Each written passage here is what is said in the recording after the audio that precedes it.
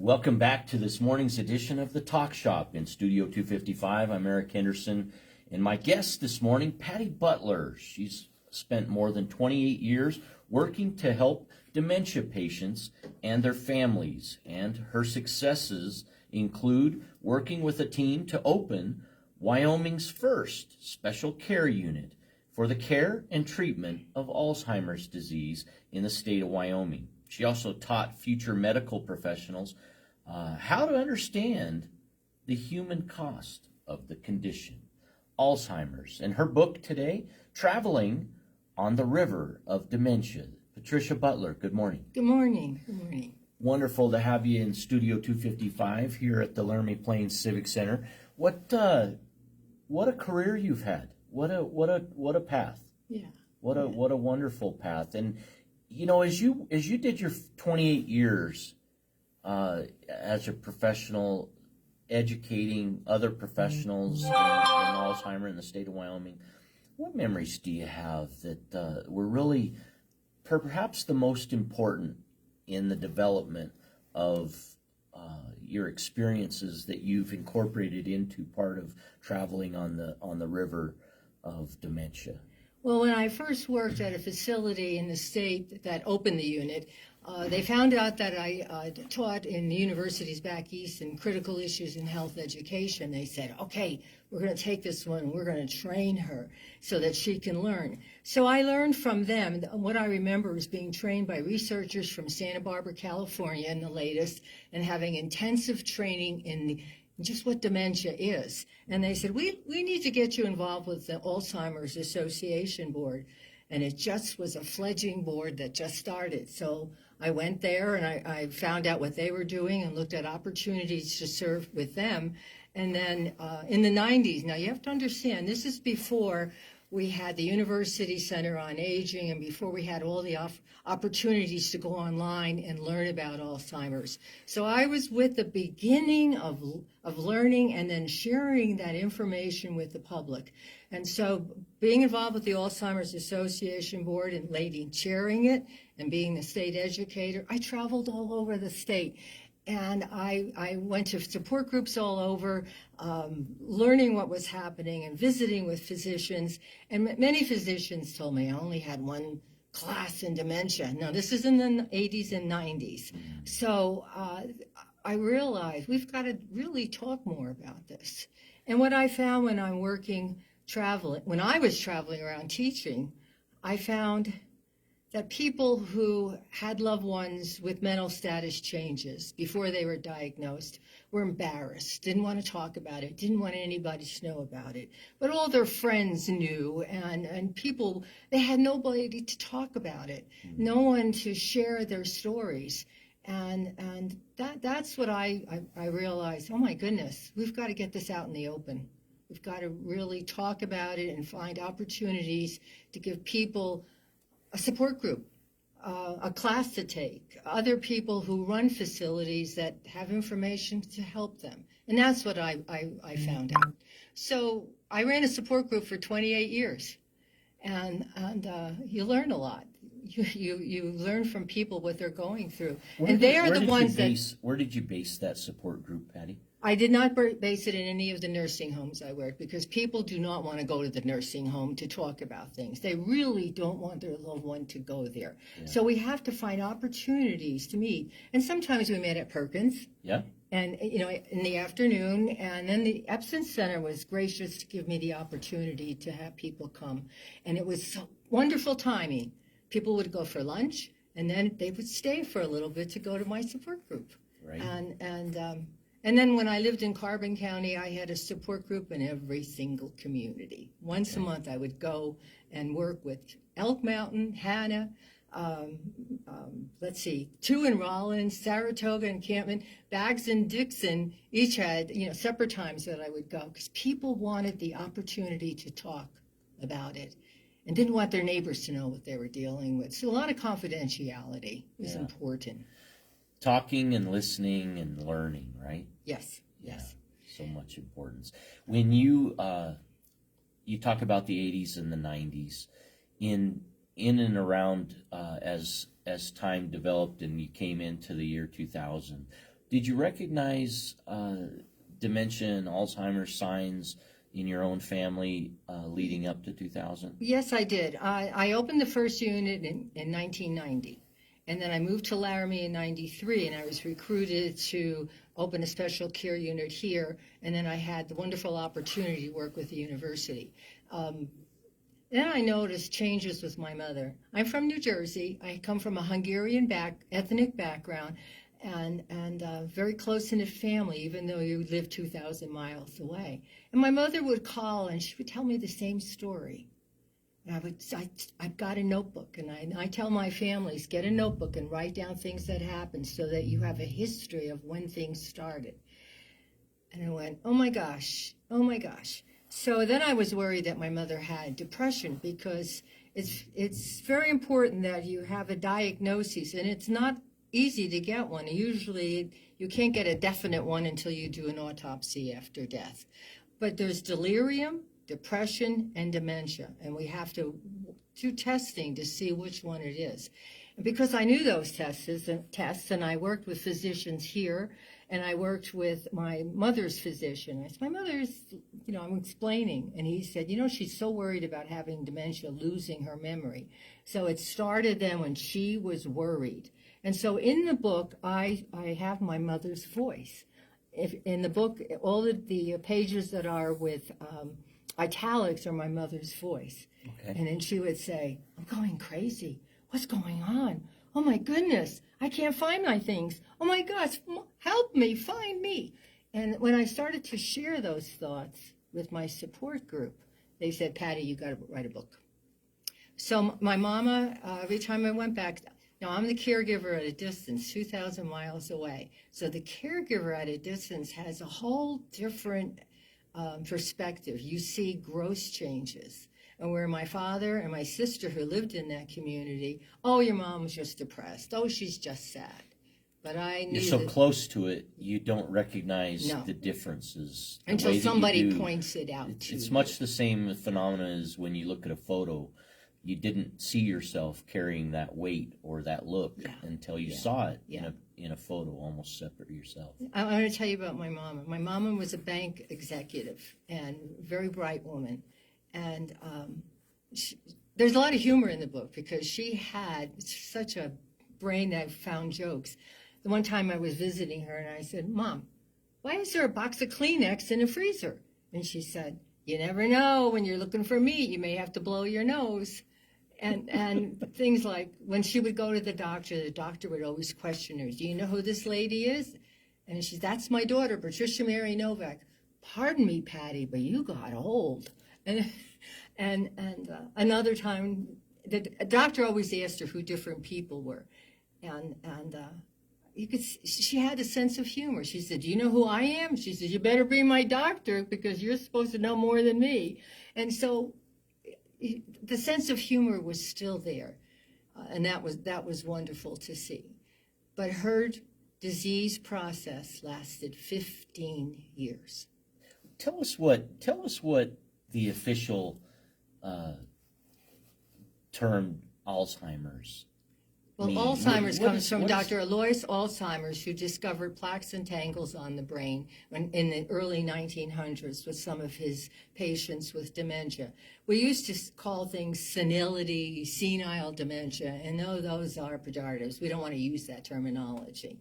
And before a person is diagnosed, I would work with families. They don't want to know they have Alzheimer's. They don't want to go to the doctor and see this is what they have with the testing.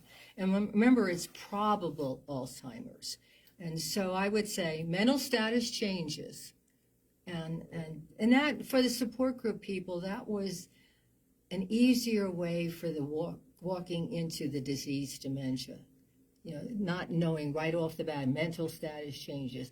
But the doctors in our community, especially when we had internal medicine, I did work with them, and they would say, Patty, can you come in? I have a patient. I don't know what to do. We just diagnosed this. Can they meet with you? And I said, yes, let me see if I can get up there. So we had a good rapport with physicians here. That was wonderful in the 90s. And I had a good rapport with my mother's physician because I wanted to know what was going on. Sure. And it's important And I would tell the families for working with dementia in the early stages, if you haven't done a power of attorney for health care, you better start that documentation while the person is still alert and oriented to sign. Sure. So as Alzheimer's develops, what are some of the earliest signs that indicate that possibility? well, as we age, we all we walk into a room and go, what the heck did I come in here for? And that happens. Or else you're talking to somebody in a group and someone says, who's that woman we were just talking to? I can't think of her name. And that happens. But there's more of it. I think we're all concerned about losing our cookies. But I tell young people when I taught them, I said, I'm not smarter than you, but I know more than you do. There's more things because of my age stored up there. And I don't have a computer up there.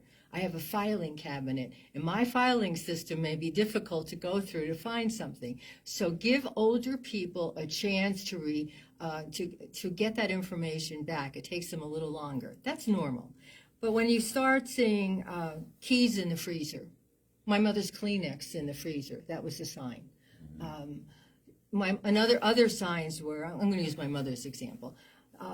Great cook. She would have Cool Whip, and she would make Hungarian goulash or chicken paprikash with sour cream and put Cool Whip in it because it's white and in a container. And then she would heat leftovers in the oven in the plastic container. These were, most of us know better than to do that, but there were just little things that she would do that were indicative of something's going on here. And getting lost. My mother didn't drive, but getting lost, we lived on a college campus in New Jersey, and we were so afraid she was going to walk out the door and go on campus, and we couldn't find her. And getting lost is hard. Getting in the car and not knowing where you're going. Discomfort. In early 2000s, you found yourself traveling the river of dementia when your mother developed Alzheimer's. And along the way, you talk about recording thoughts, conversations, and experience. Now, that's the soul of traveling on the river of dementia, your authored book. Thank you. Right? I journal. I'm a writer. I write things down so I can remember things. I've always done that. I'm not auditory learning. I like to write it down. So I'd be visiting my mother. My mother would be calling. I went, holy crow, I better write this down. So I bought a little notebook, and a small one. I kept it by the phone, and every time she talked, I would write things down. Now, she lived in New Jersey, and eventually they moved to South Carolina where my sister lived.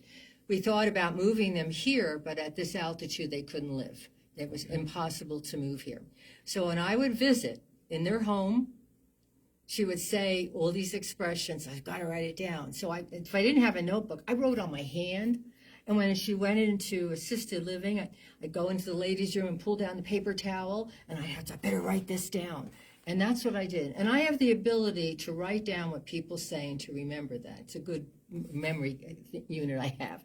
And so that's what I would do. But can you imagine writing on your hand, on your arm? Because I got to remember that she said this, little thoughts. What are you doing? What are you doing writing on your hand? I said, I've got to remember this. This is awesome. And it's in the book. Yeah. So one of the passages that I was able to read, and it was called Hiding. It was called Hiding on, I think it was page 32 in your book. And if you're like me listening in the audience, this passage is, I'm curious about the journaling that came to be represented in Hiding, that particular page.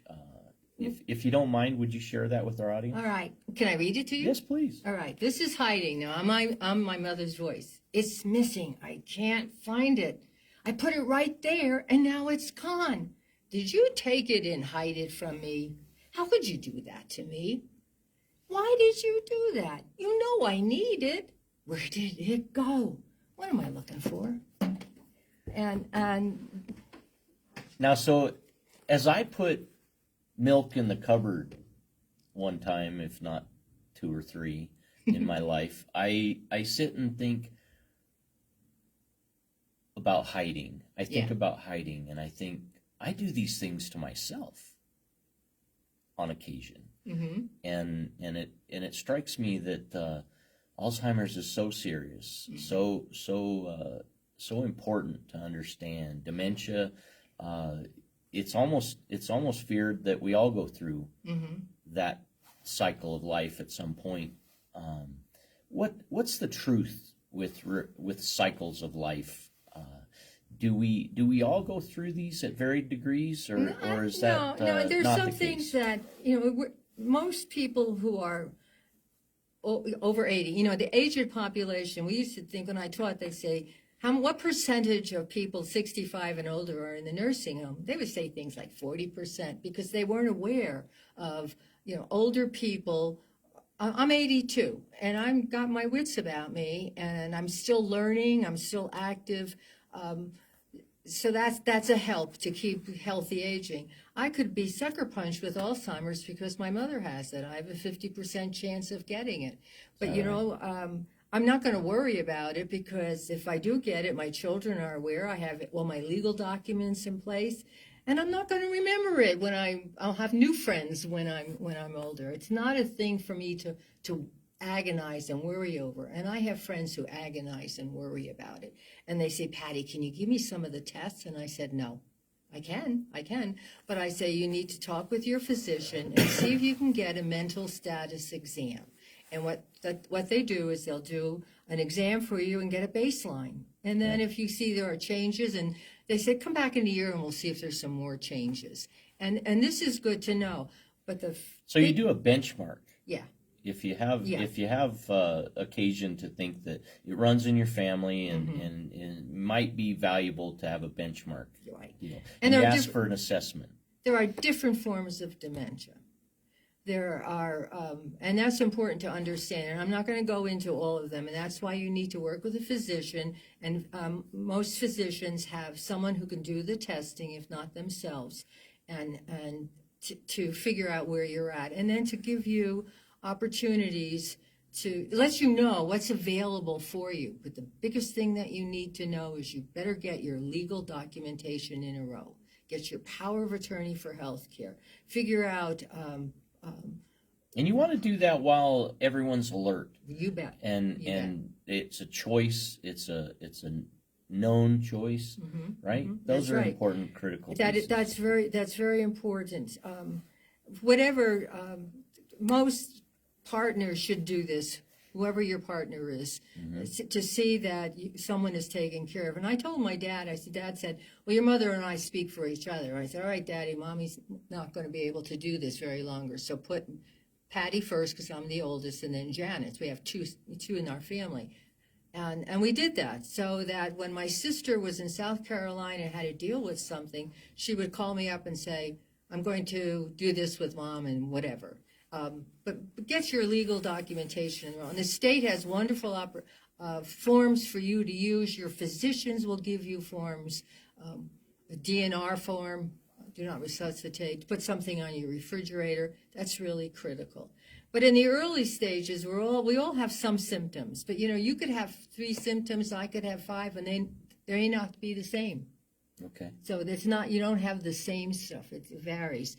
And one of the things that was conclusive about my mother is the doctor had her draw a clock. Tell me more. A clock. And she put the numbers outside of the circle, and the handles were, on the hands on the clock were different. And that was a pretty good indication. Okay, we have a little mental status change here. Okay. Plus the stories that I documented and my sister documented. Now, my father was in denial all through almost to the end. And he died 6 years before she passed. She died at 99, and my daddy at 93. And they were in assisted living.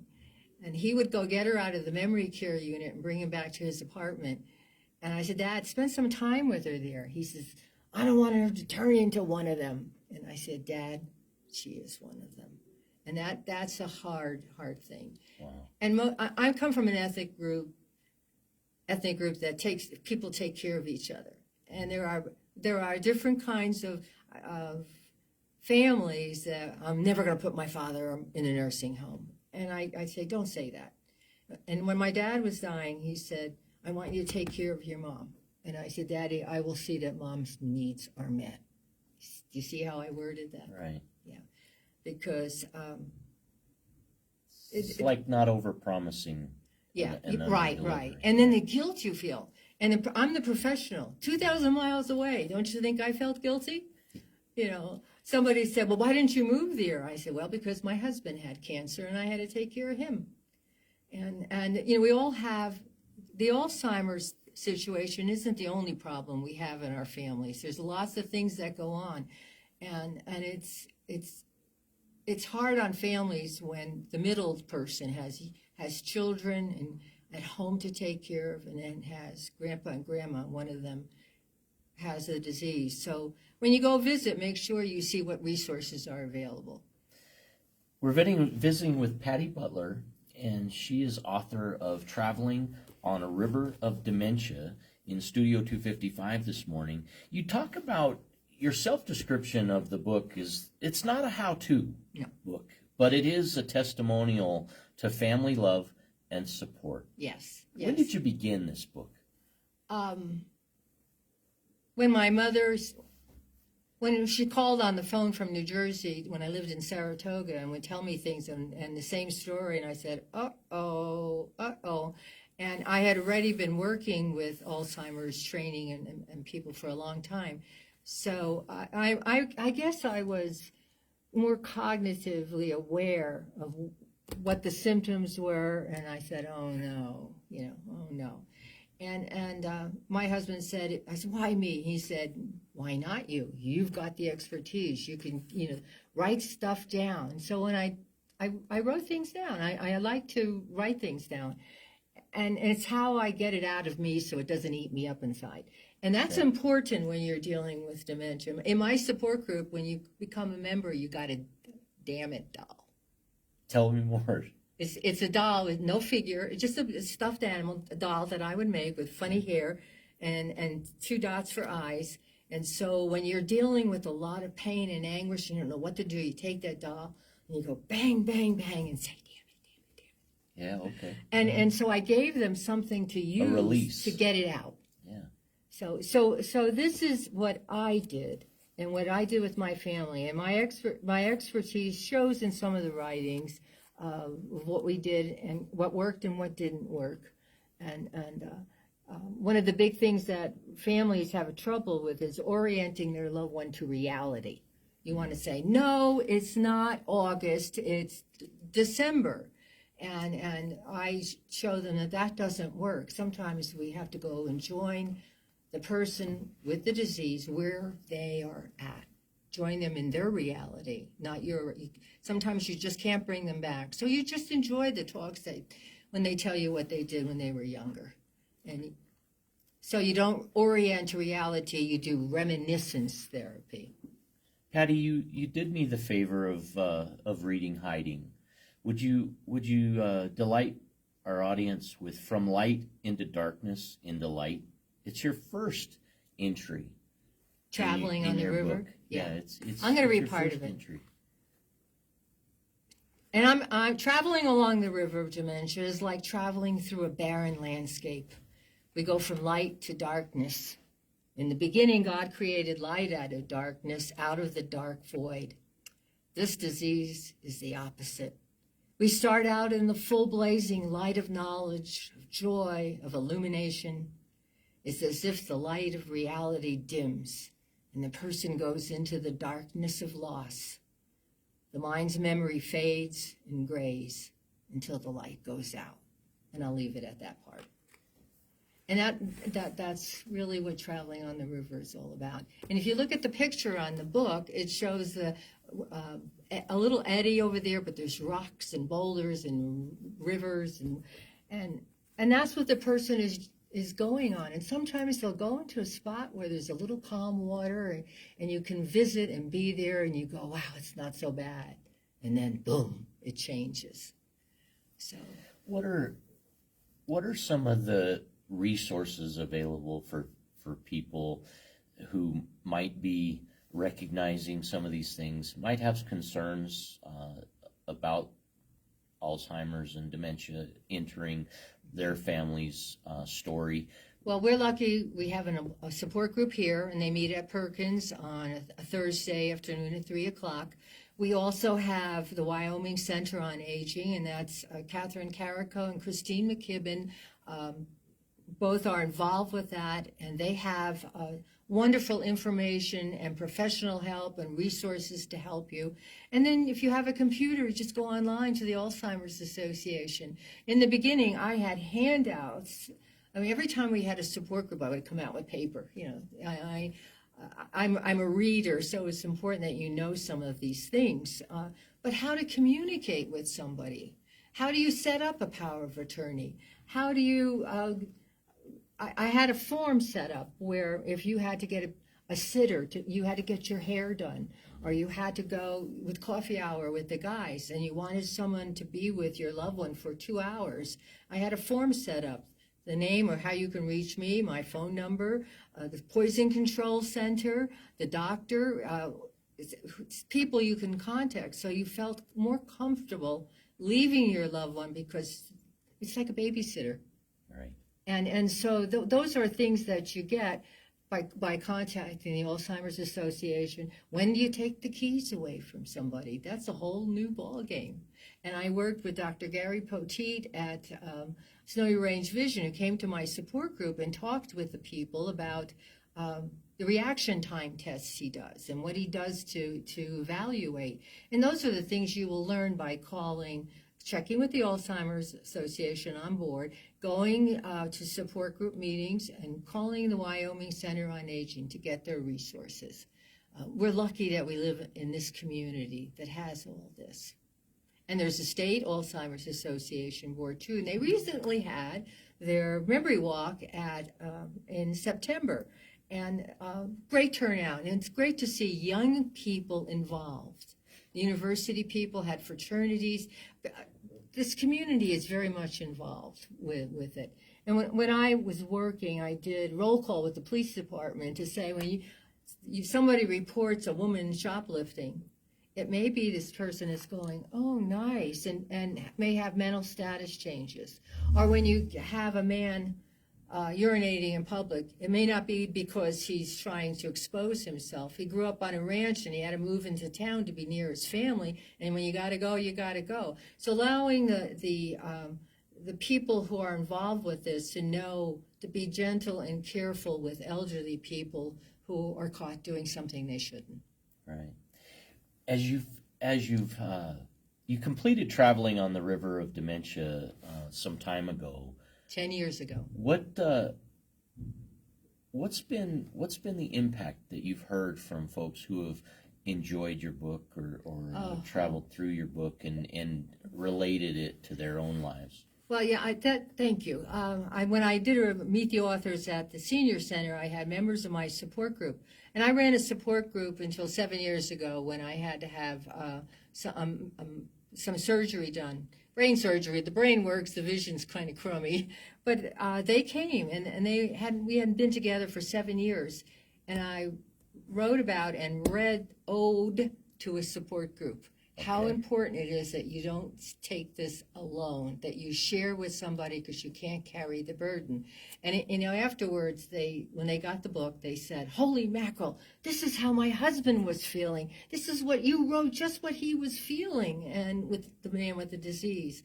And I couldn't have, and it's really nice to go to Perkins restaurant and somebody goes over, Patty Butler, let me tell you what this woman did for me. And helping this one woman keep her father out of a nursing home, finding services to keep him independent for as long as possible. Right. And learning about that. So I still get that. And let me tell you, that's a wonderful feeling. I worked with clergy saying, if you find somebody, report, call me, anybody in the community. It was kind of like my mission.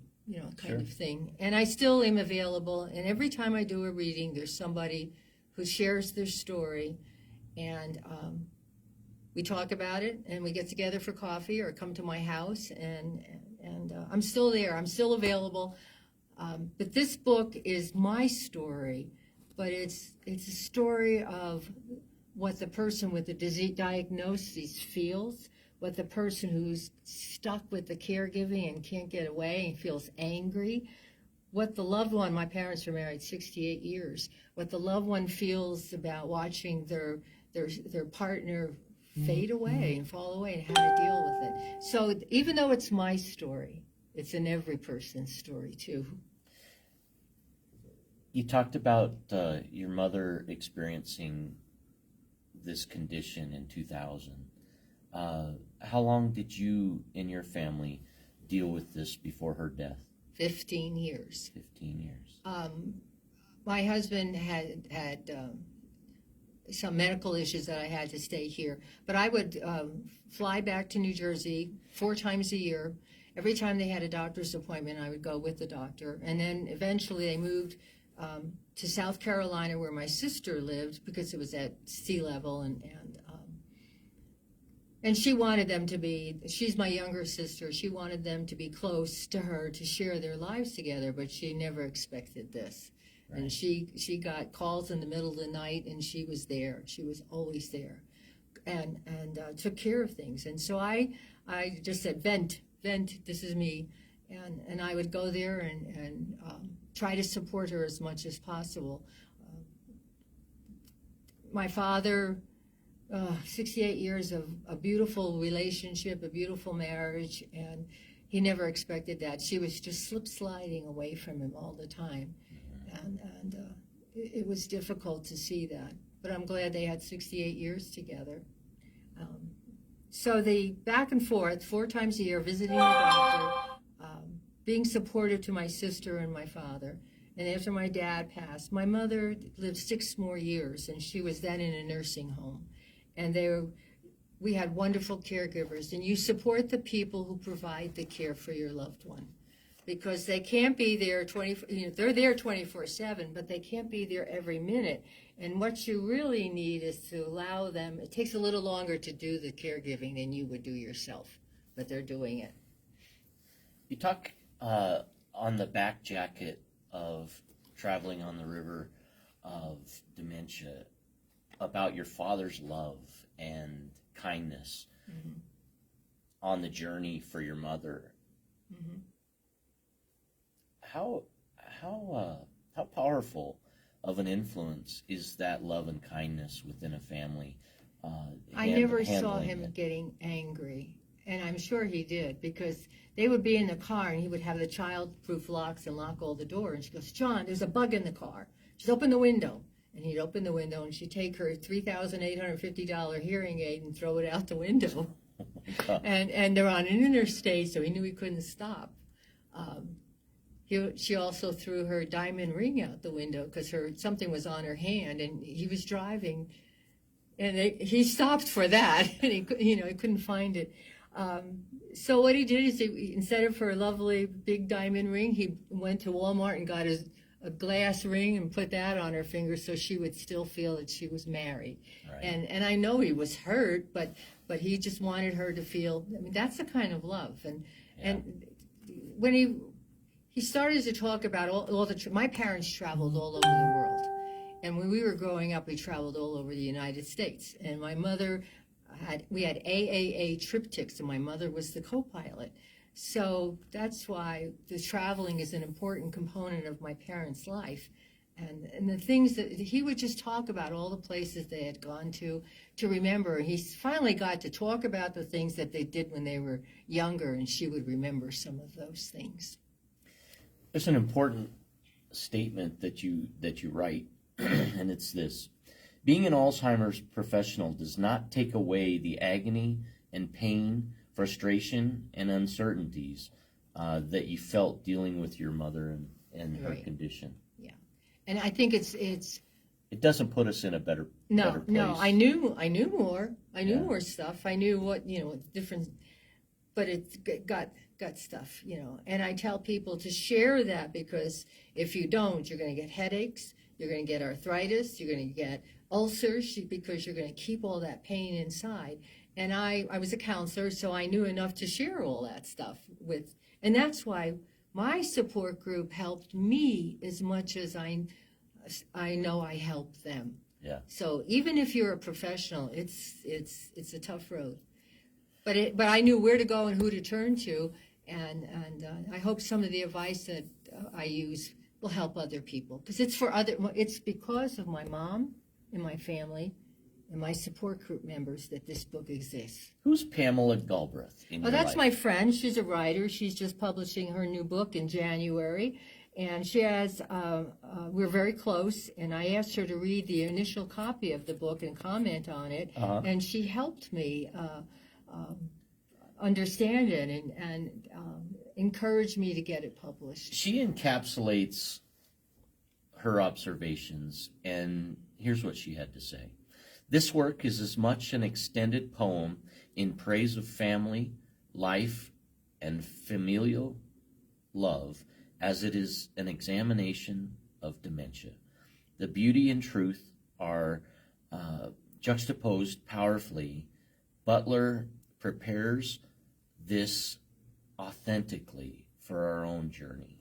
Yeah. And Pamela Galbraith is author of In the Scent of Horses, Hay, and Old Barns. Yes, and her book comes out in January.